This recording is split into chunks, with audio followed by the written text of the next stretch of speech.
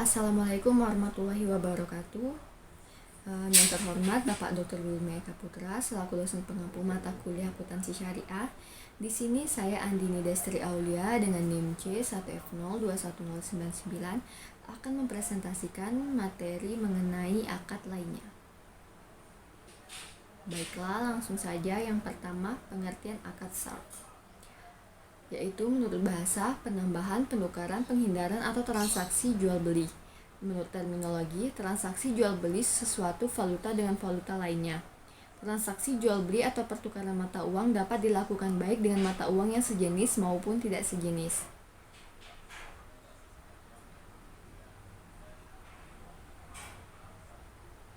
Kemudian sumber hukum. Transaksi pertukaran emas dengan emas harus sama takaran, timbangan, dan tangan ke tangan atau tunai. Kelebihannya adalah riba, perak dengan perak harus sama takaran, timbangan, dan tangan ke tangan atau tunai. Kelebihannya adalah riba, gandum dengan gandum yang harus sama takaran, timbangan, dan tangan ke tangan atau tunai. Kelebihannya adalah riba, tepung dengan tepung yang harus sama takaran, timbangan, dan tangan ke tangan atau tunai. Kelebihannya adalah riba, korma dengan korma harus sama takaran, timbangan, dan tangan ke tangan atau tunai. Kelebihannya adalah riba, garam dengan garam harus sama-sama takaran, timbangan, dan tangan ke tangan atau tunai. Kelebihannya adalah riba. Menurut hadis riwayat Muslim, Rasulullah SAW melarang penjual perak dengan emas secara piutang atau tidak tunai. Selanjutnya, pengertian akad wadiah, yaitu simpanan atau deposit barang atau dana kepada pihak lain yang bukan pemiliknya untuk tujuan keamanan. Selanjutnya adalah akad penitipan dari pihak yang mempunyai uang atau barang kepada pihak yang menerima titipan dengan catatan kapanpun titipan diambil, pihak penerima titipan wajib menyerahkan kembali uang atau barang titipan tersebut yang dititipi menjadi penjamin pengambilan barang titipan.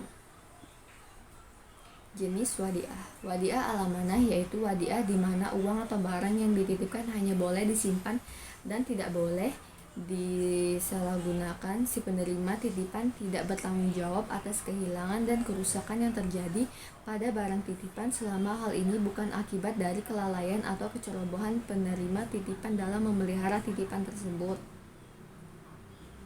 Selanjutnya jenis wadiah yaitu wadiah yadamanah yaitu wadiah di mana si penerima titipan dapat memanfaatkan barang titipan tersebut dengan seizin pemiliknya dan menjamin untuk mengembalikan titipan tersebut secara utuh setiap saat. Si pemilik menghendakinya hasil dari pemanfaatan barang tidak wajib dibagi hasilkan dengan pemberi titipan. Namun penerima titipan boleh saja memberikan bonus dan tidak boleh diperjanjikan sebelum kepada pemilik barang. Sumber akad wadiah yaitu Al-Quran. Sesungguhnya Allah menyuruh kami menyampaikan amanat kepada yang berhak menerimanya. Selanjutnya As-Sunnah, tunaikanlah amanat itu kepada orang yang memberi amanat kepadamu dan jangan kamu mengkhianati orang yang mengkhianatimu. Selanjutnya pengertian akad wakalah.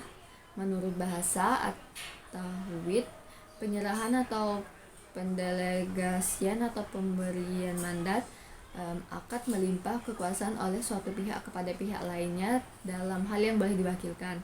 Agen wakil boleh menerima komisi al-ujr dan boleh tidak menerima komisi, hanya mengharapkan ridho Allah tolong menolong. Tetapi bila ada komisi atau upah maka akadnya seperti akad ijarah atau sewa menyewa. Sumber hukum akad wakalah yaitu Al-Quran. Maka suruhlah salah seorang di antara kamu pergi ke kota dengan membawa uang perakmu itu. As-Sunnah diriwayatkan dari Busr bin Ibni Syaid Al-Maliki berkata, Umar memperkerjakan saya untuk mengambil sedekah atau zakat. Pengertian akad kafalah. Menurut bahasa, daman atau jaminan, hamalah beban, dan za'amah tanggungan. Perjanjian pemberian jaminan yang diberikan oleh penanggung kafiil kepada pihak ketiga makfulahu untuk memenuhi kewajiban pihak kedua atau pihak yang ditanggung. Salah satu jenis akad tabaru yang bertujuan untuk saling tolong-menolong, namun penjamin dapat menerima imbalan sepanjang tidak memberatkan. Apabila ada imbalan, maka akad kafalah bersifat mengikat dan tidak dapat dibatalkan secara pihak. Sumber hukum akad kafalah, Al-Quran, dan dia Allah menjadikan Zakaria sebagai penjaminnya. As-sunnah, penjamin adalah orang yang berkewajiban mesti membayar.